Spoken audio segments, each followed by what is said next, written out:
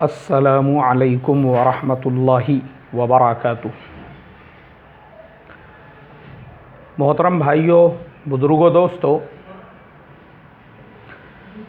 एक बहुत ही अहम मज़मून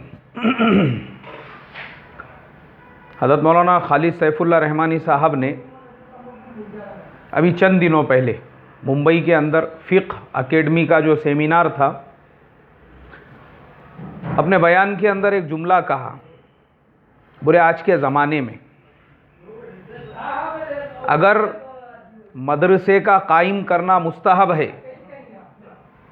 तो हर गली में, हर महल्ले में, हर बस्ती में मकतब का कायम करना ये फ़र्ज़ है। वाकई में भी काबिल तारीफ़ है हज़रत मौलाना खालिद सैफुल्लाह रहमानी साहब का ये जुमला और आपके ये अल्फाज, जो एक वसी मुताले के बाद में, वसी तजुर्बे के बाद में, जो आपने मुल्क के मुख्तलिफ़ गोशों का सफ़र किया, उन तजुर्बात की बुनियाद पे हज़रत को ये कहना पड़ा। चूँकि मैं हज़रत मौलाना खालिद सैफुल्लाह रहमानी साहब से एक दिली अक़ीदत और मोहब्बत रखता हूँ, मेरा एक क़ल्बी ताल्लुक़ है हज़रत से। उसका रीज़न, उसकी वजह आप लोग खुद समझ गए होंगे। जो लोग हमारा बयान रोज़ाना पाबंदी के साथ में सुनते हैं या जो हर हफ्ते पाबंदी से मसले मसाइल के जवाबात सुनते हैं, उनको पता होगा कि मैं तकरीबन 50% से ज़्यादा मसाइल के हवालों के जो जवाबात हैं वो मौलाना खालिद सैफुल्लाह रहमानी साहब के किताबों से ही देता हूँ। हज़रत की तकरीबन तमाम किताबें मेरे पास में हैं, सिवाय हज़रत का जो आसान तर्जुमा कुरान है उसके। वो मुझे पता नहीं अभी प्रिंट हो गया या नहीं, अगर हुआ होगा इंशाअल्लाह मैं सोच रहा हूँ हज़रत की खिदमत में जो है एक सफ़र करके हैदराबाद जाकर थोड़े दिन क़ियाम भी करूं और साथ में वो तर्जुमा कुरान भी लेकर आऊं। चूँकि जिस वक्त में हज़रत उसका तर्जुमा कर रहे थे, उस वक्त मैं समझता हूं ये मेरी सआदतमंदी है, हज़रत की तरफ से सूरह फातिहा और सूरह बक़रा, ये दो सूरतें प्रूफ रीडिंग के लिए मेरे पास में भी आई थी और अल्हम्दुलिल्लाह अभी तक बहिफाजत रखी हुई है।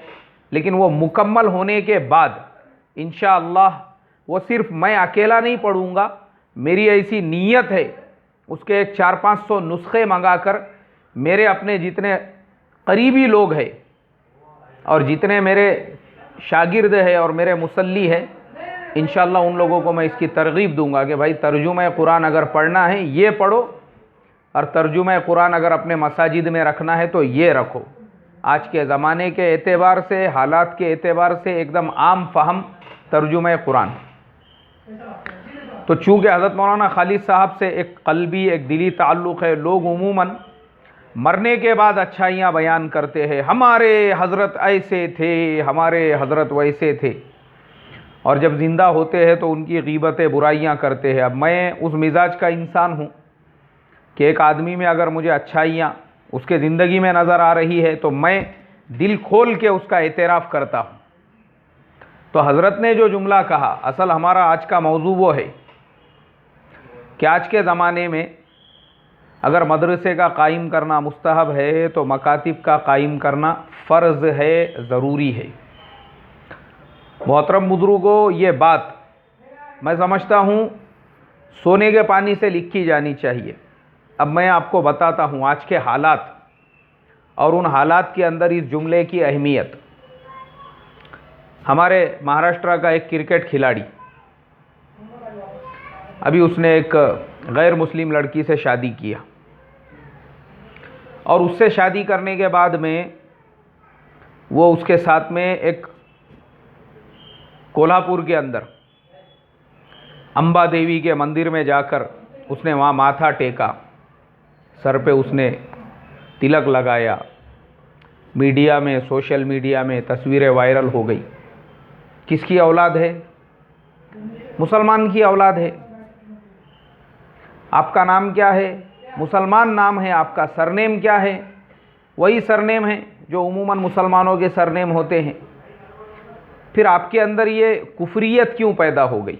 इल्हाद क्यों पैदा हुआ? वजह यह है, ये बात मैंने हज़रत मौलाना असद मदनी साहब रहमतुल्लाह अलैह की ज़ुबान से सुना था। मुझे याद है अभी तक जब हज़रत हयात थे, उन्होंने कहा था, देखो मकतब की ताकत को मामूली मत समझो,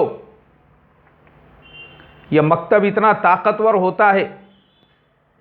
मुल्क के आज़ादी के वक्त में किसी गांव में, किसी बस्ती में, किसी शहर में अगर मकतब कायम था, अल्लाह ने वो पूरे पूरे गांव को मुल्हिद होने से और मुशरिक होने से बचा लिया। और हर वो शहर, हर वो बस्ती, हर वो महल्ला, हर वो जगह जहाँ मकतब का कोई निज़ाम कायम नहीं था, अक्सरियत उन्हीं इलाकों के मुसलमानों की जो इर्तिदाद का शिकार बनी। आइए अब हम ये खिलाड़ी साहब की तरफ वापस आते हैं। इनके अंदर जो इल्हाद पैदा हुआ उसकी वजह यही, बचपन में मस्जिद में जाते थे, मकतब में पढ़ते थे, ये कैफियत नहीं पैदा होती थी। आप लोग समझ गए होंगे मैं ज़हीर खान के बारे में बोल रहा हूँ। और ये पहली मर्तबा नहीं है जो हमारे ज़हीर खान साहब है, वो इससे पहले भी साईं बाबा के मंदिर में और पता नहीं कहाँ कहाँ पर उनकी बहुत सारी तस्वीरें आते रहती है। वजह क्या है? वजह यह है कि आपने मकतब की तालीम नहीं हासिल की। मकतब में जाते थे तो मकतब आपको मुफ्ती नहीं बनाता था, आलिम नहीं बनाता था, लेकिन कम से कम आपको मुसलमान बाकी रखता था। जैसे और भी मुसलमान खिलाड़ी है, नाम लेके बताता हूँ मैं आपको, जैसे गुजरात के मुनाफ पटेल। मुनाफ पटेल के तो अल्हम्दुलिल्लाह गाँव में मेरा वक्त भी लगा हुआ है। उनके वालिद साहब ने हमारे जमात की दावत भी किए थे। पूरे गांव के अंदर माशाअल्लाह बेहतरीन माहौल है दीन का। नौजवानों के अक्सरों के सरों पर टोपियां हैं, चेहरों पे माशाअल्लाह दाढ़ियां हैं। उनके वालिद साहब भी माशाअल्लाह दावत व तबलीग की मेहनत के अंदर लगे हुए हैं। अब चूँकि एक इंटरनेशनल खिलाड़ी बन गए, उस वजह से थोड़ा सा अपना हुलिया वगैरह उनको वैसा रखना पड़ता था, वो मजबूरी थी उनकी। लेकिन कम से कम जो ईमान है, जो अक़ीदा है, आप उसमें पुख्तगी देखो, उस ईमान, उस अक़ीदे की पुख्तगी कि ये भी मुसलमान है, वो भी मुसलमान है, लेकिन फ़र्क इतना है कि इसके मुसलमान माँ बाप अपने बेटों को मॉडर्न बनाना चाहते थे। नहीं, ये मुसलमान तो सब गौर गरीब लोग हैं, अपने को इनके कल्चर में अपने बच्चों की तालीम तरबियत नहीं करने का है। फिर किसके कल्चर में करना है? गैरों के कल्चर में करना है, गैरों के माहौल में रहना है, उनके जैसा बनना है अपने को। ये माइंड में बच्चों के बचपन से बिठा दिया गया था। इसके लिए मुल्हिद बने। और दूसरी तरफ वो मुनाफ पटेल, यूसुफ पठान और उनके भाई इरफान पठान, बचपन से मकतब की तालीम मिली, दीनी तालीम बचपन से मिली। तो आज भी देखो, कभी उम्रे के सफ़र पे जा रहे हैं, माशाअल्लाह बीवी भी साथ में है हमारे यूसुफ भाई की, तो चेहरा नज़र नहीं आता उनका कभी। बाज़ औक़ात देखता हूँ मैं, स्टेडियम में भी वो आते हैं, उनकी बहन भी आती है। खुशी होती है, दिल से दुआएं निकलती है कि एक मुसलमान इतने बड़े मकाम, इतने बड़े मर्तबे पे जाने के बावजूद उसकी फैमिली, उसके घर में ये जो दीन का माहौल है, ये जो पर्दे का माहौल है, काबिल तारीफ़ है। वरना दिमाग ख़राब हो जाते लोगों के 4 पैसे आने के बाद में। अपने आप को पिछड़ा हुआ समझने लगते वो, बुर्का पहनने को, पर्दा करने को, आम मुसलमानों के जैसा सादा सिंपल रहने को। लेकिन नहीं, वजह यह बनी कि बचपन में इनको मकतब की तालीम मिली थी और इनको मकतब की तालीम नहीं मिली। उसी तरीक़े से एक और खिलाड़ी है, आपने देखे होंगे, एक वीडियो अभी पिछले दिनों में वायरल हुआ था। वो सारे एथलीट एक लाइन में खड़े हुए हैं और एक साहब सबको मेडल पहना रहे हैं, और जिस लड़की के हाथ में वो ट्रे है जिसमें मेडल रखे हुए हैं, वो पूरी के पूरी बरहना है। सिर्फ 2 इंच का कपड़ा उसकी फरज छुपाने के वास्ते लगा हुआ है और 2-4 इंच का कपड़ा यहाँ पे लगा हुआ है। उसके अलावा उसका पूरा बदन बरहना है। अब वो मुसलमान साहब देखो, अंग्रेज़ मुल्क के मुसलमान है। हमारा हिंदुस्तान तो माशाअल्लाह इल्म व अदब का गहवारा, ये हिंदुस्तान वैसा मुल्क है। लेकिन इस इल्म व अदब के गहवारे में भी अगर मकतब की तालीम नहीं मिलेंगी तो आदमी साईं बाबा की और अम्बा देवी की पूजा करेगा। और अंग्रेज़ों के मुल्क में भी अगर बच्चों को मकतब की तालीम मिलेंगी, वो मुसलमान एथलीट, मेरे से बड़ी दाढ़ी थी उसकी, मैं गारंटीड कहता हूँ, मेरे से बड़ी। जैसे ही वो औरत उसके करीब पहुंची, उसने अपने सर की टोपी निकाल के अपने आंखों पे रख दिया। नहीं नहीं, बोले भाई मैं मुसलमान आदमी हूँ, मेरे शरीयत ने मुझे इंसानों में जानवरों में फ़र्क बताया है। अब ठीक है, ये नंगी औरत है, क्योंकि जानवरों के जैसी ज़िंदगी है, वो तो कल्चर ही है उनका, उनके कल्चर के अंदर ये चीज़ें आम है। अब मैं तो मुसलमान हूँ, मेरी शरीयत इजाज़त नहीं देती। मेरे नबी ने तो मुझे फरमाया कुल लिल मुमिनीन यग़ुज़्ज़ू मिन अबसारिहिम व कुल लिल मुमिनात यग़ुज़्ज़ुन मिन अबसारिहिन्ना। मर्द औरत दोनों को नज़रें नीची करने का हुक्म दिया। मैं क्यों देखूँ नामहरम को। मुझे एक और बात याद आ गई। एक मौलवी साहब का बयान सुन रहा था मैं, वो बेचारे ने ये आयत में ऐसी तहरीफ कर दिया अपने दिल से। किसी ने उससे पूछा कि औरतें मर्दों को वीडियो के ऊपर बयान देख सकती है या नहीं, तो आपने बोले हाँ देख सकती है बोले। अब यहाँ पे कुरान में सराहतन जवाब, अल्लाह ने कुरान में हुक्म दिया नस्से क़तई से कि कुल्लिल मुमिनात यग़ुज़्ज़ुन मिन अबसारिहिन्ना, तो आपने अपने दिल से उसकी तफसीर भी घड़ डाले, तशरीह भी ठोक दी आपने। ये क्या है, ये गुमराही है। मैं इसीलिए आप लोगों को समझाता हूँ और बार बार बोलता हूँ, ये जो लोग कुरान के हदीस की अपनी मन घड़त तशरीह करे, और वह हदीस को भी उसने घड़ के बयान किया जो अब्दुल्लाह इब्न उम्मे मक्तूम रज़ी अल्लाह ताला अन्हु की थी। वो बैठे हुए थे और अचानक में आप उम्महातुल मोमिनात के साथ में थे, मोमिनीन के साथ में थे।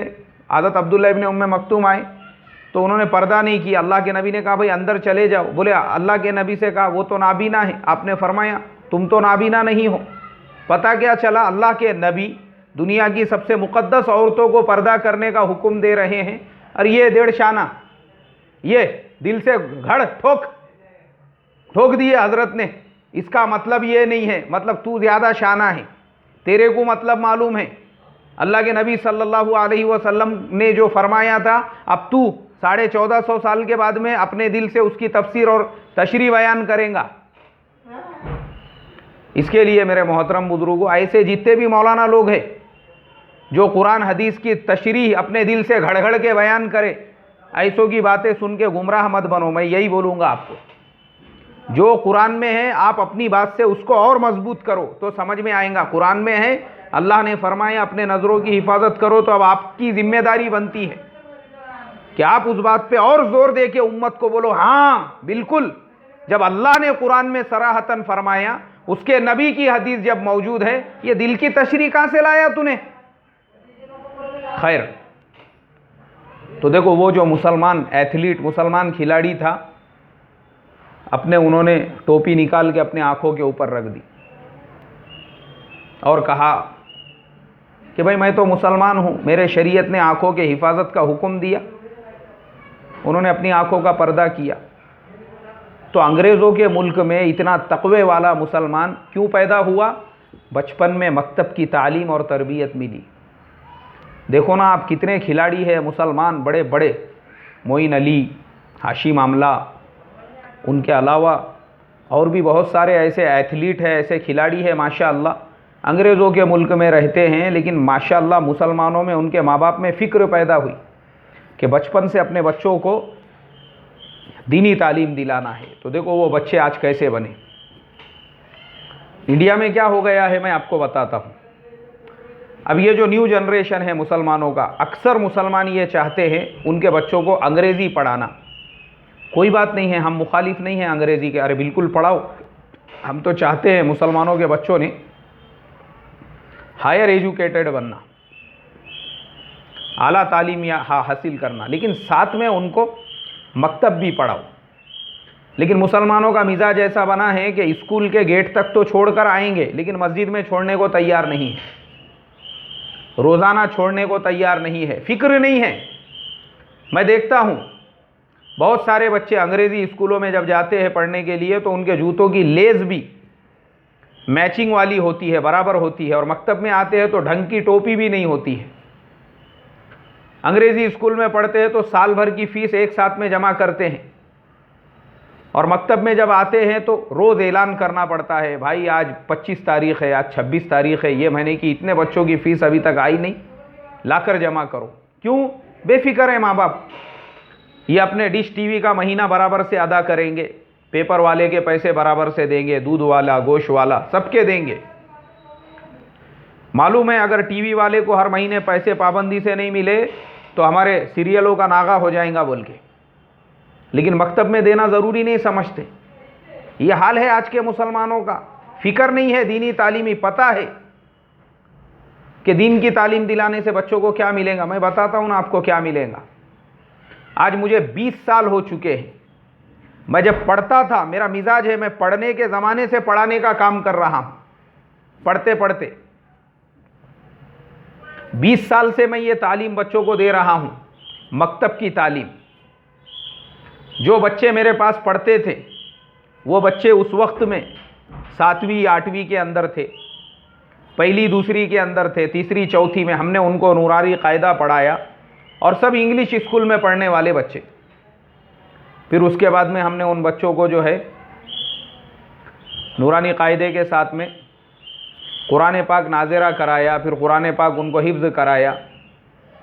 और हिफ्ज़ जब शुरू किया, बहुत सौ के 1-1 2-2 पारे हुए, पूरा कुरान नहीं हो सका।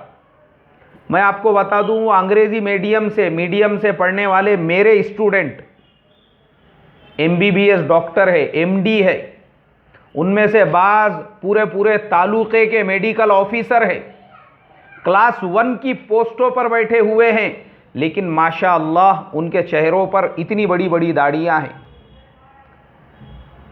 शेख तरीक़त से बैअत है, तक़वा और लिल्लाहियत का जीता जागता नमूना है, ज़िंदगी के अंदर दीन है, अल्लाह के रास्ते में पाबंदी से वक्त लग रहा है।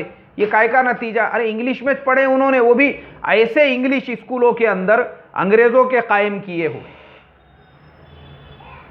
बचपन से मकतब की तालीम मिली। मैं आज भी देखता हूँ, आज भी मैं जिस मस्जिद में भी इमामत कर रहा हूँ, आज भी मैं मकतब ही पढ़ा रहा हूँ, और मुझे बड़े बड़े ऑफ़र आते हैं। बाहर मुल्कों से लोगों ने कहा कि मौलाना साहब आप हमारे मदरसे में आके पढ़ाइए, हम आपको इतनी तनख्वाह देंगे, हम आपको ये सहूलत देंगे, हम आपको वो सहूलत देंगे, आप ये किताब पढ़ाइए, वो किताब पढ़ाइए। मैंने कहा नहीं भाई, तनख्वाह के लिए ही अगर मुझे पढ़ाना होता ना, मैं पढ़ाता ही नहीं था। अल्हम्दुलिल्लाह मैं हुनरमंद आदमी हूँ, मेरे पास में तकरीबन 5 से 6 डिप्लोमा पढ़े हुए हैं और 25 सर्टिफिकेट्स है मेरे पास। मुझे ज़रूरत नहीं है, अगर मुझे तनख्वाह के लिए ही काम करने का रहता ना, मैं मेरे इल्म के एतब जो दुनियावी उलूम मुझे अल्लाह ने सिखाया है उसके हिसाब से अगर मैं काम करता तो मैं यहाँ रहता ही नहीं था। मुझे उसके रोज़ाना क्या 15 दिन में, हफ्ते में जो है मुझे उसके ऑफ़र आते रहते। लेकिन हमने कहा कि नहीं, अपना मुल्क छोड़ के बाहर जाएंगे तो यहाँ दीन की मेहनत कौन करेगा। तो बाहर जाने के लिए तो मोस्ट वेलकम है लोगों का, अच्छी अच्छी सैलरीज के ऊपर। फिर हम दुनिया के लिए नहीं जाते थे क्या? अरे खुद यहाँ पे मुझे पार्ट टाइम के लिए कि भाई शाम में आप 2 घंटे हमको दो, नहीं भाई, वो घंटे हमने मस्जिद के लिए दिए। तो इसके लिए मैं कहता हूँ कि नहीं भाई, मकतब, क्योंकि हमने मकतब की अहमियत को देखा है, समझा है, इसीलिए हमारा जो फोकस होता है वो मकतब के ऊपर। हाँ, मैं मकतब जो पढ़ा रहा हूँ एक ज़माने से, लोग जानते हैं कि जब मुझे जगह नहीं मिली मैंने अपने घर पे भी मकतब पढ़ाया, लेकिन मकतब को मैंने नहीं छोड़ा। हर जगह पे, एक जगह मैं पहले इमामत करता था, वहाँ भी मकतब का कोई निज़ाम नहीं। 10 बच्चों से हमने शुरुआत करके 300-350 बच्चों तक पहुँचाई। खैर ये बात और है, बाद में वहाँ के जो ज़िम्मेदार थे और जो वहाँ के अकाबिरीन थे और वहाँ के जो गुत्तेदार थे, दीन के ठेकेदार, उनको लगा मौलाना का बहुत ज़्यादा यहाँ पे पॉपुलरिटी हो रही है, पता नहीं अब अगले इलेक्शन में खड़े रह जाएंगे बोल के वो जगह मुझे छोड़ के अभी जो मस्जिद में हूँ वहाँ पे भी हमने 10 बच्चों से शुरुआत की। आज 550 के करीब बच्चे हैं, 14 क्लासें हमारे पास में हो रही है अल्लाह के फजलो करम से।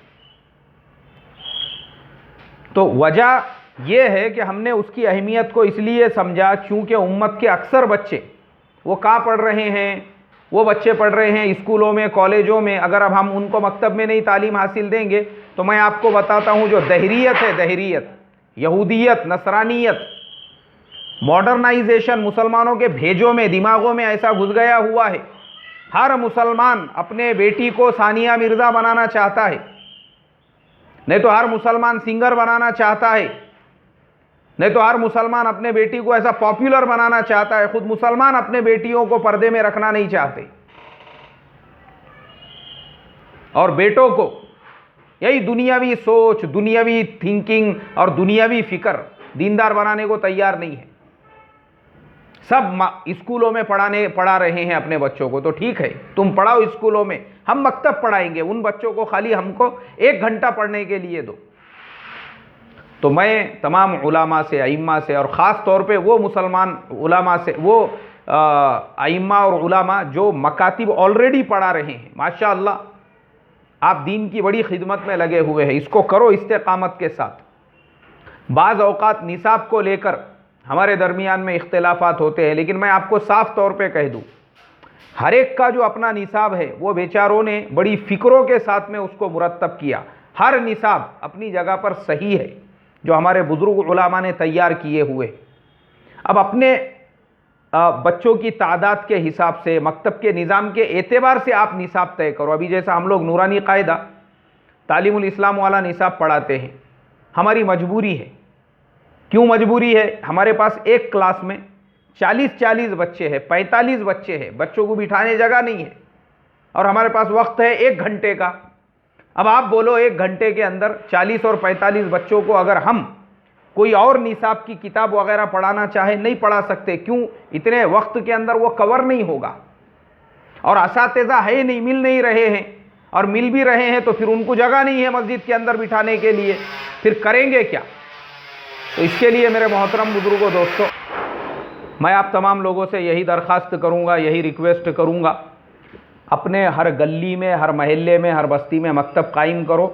मस्जिद नहीं है कोई बात नहीं, मकतब के लिए मस्जिद ज़रूरी नहीं है। आपकी बिल्डिंग है, बिल्डिंग के पार्किंग में मकतब बनाओ, एक आधे के घर में मकतब बनाओ, लेकिन हमारे हर सोसाइटी में, हर महल्ले में, हर गली में, हर बस्ती में मकतब होना चाहिए। मकातिब का निज़ाम ये यानी ऐसा है हमारे लिए जैसा एक मरने वाले के लिए वेंटिलेटर होता है। ये बहुत ज़रूरी है, ये बहुत ज़रूरी है। और हमारे अकाबिरीन और हमारे बड़े वो भी हमको ये हुक्म देते हैं कि हमारी हर मस्जिद वो मस्जिद नबवी सल्लल्लाहु अलैहि वसल्लम का नमूना होना चाहिए, और हर वो अमल जो मस्जिद नबवी सल्लल्लाहु अलैहि वसल्लम में ज़िंदा था हमारे मस्जिदों में भी ज़िंदा रहे। बस अल्लाह ताला से दुआ करूँगा, अल्लाह ताला हम तमाम को इसकी अहमियत और फ़िक्र अता फ़रमाए, और हमारे हर मस्जिद के अंदर मकातिब के निज़ाम को कायम और दायम फ़रमाएँ। और वो तमाम उलामा, वो तमाम लोग जो मकातिब के लिए अपने जान माल वक्त की क़ुरबानी दे रहे हैं, अल्लाह उनकी क़ुरबानियों को बेइंतहा कबूल फ़रमाए और उनको दुनिया और आखिरत में जज़ाए खैर अता फ़रमाए। मकातिब के लाइन से कोई भी आपको रहबरी रहनुमाई चाहिए, आप किसी भी वक्त में मुझे मैसेज कर सकते हैं, मेल कर सकते हैं। मैंने आपको मेल ID दिया हुआ हूँ IMF Pune India @gmail.com के ऊपर। और अगर फ़ोन करना है उसके लिए मैं आपसे दरख्वास्त करूँगा, रिक्वेस्ट करूँगा कि मेहरबानी फरमा कर सिर्फ़ और सिर्फ इशा की नमाज के बाद, यानी 9 बजे के बाद ही फ़ोन करे, उसके पहले फ़ोन ना करे, इसलिए कि मेरा पूरा शेड्यूल किसी ना किसी काम के लिए दिया हुआ होता है। हमने आपको वक्त दिया है, बिल्कुल कोई भी कर सकता है। आप इमाम साहब है आप भी कर सकते हैं, आलिम है आप भी कर सकते हैं, गैर आलिम है, अनपढ़ है आप, आपको कुछ नहीं आता, आप जिसको जो मसला पूछना है या जो बात करनी है, हमारी तरफ से हर एक को इजाज़त है, कोई मसला नहीं है, हमारे लिए सब बराबर है, सब हमारे अपने भाई है। लेकिन खाली वक्त का आप थोड़ा सा ख्याल रखें कि इशा की नमाज के बाद यानी 9 बजे के बाद में ही फ़ोन करें, दिन के औकात में बिल्कुल फ़ोन ना करें। अल्लाह मुझे आपको अमल की तौफ़ीक़ अता फ़रमाई। अस्सलामु अलैकुम व रहमतुल्लाहि व बरकातुहू।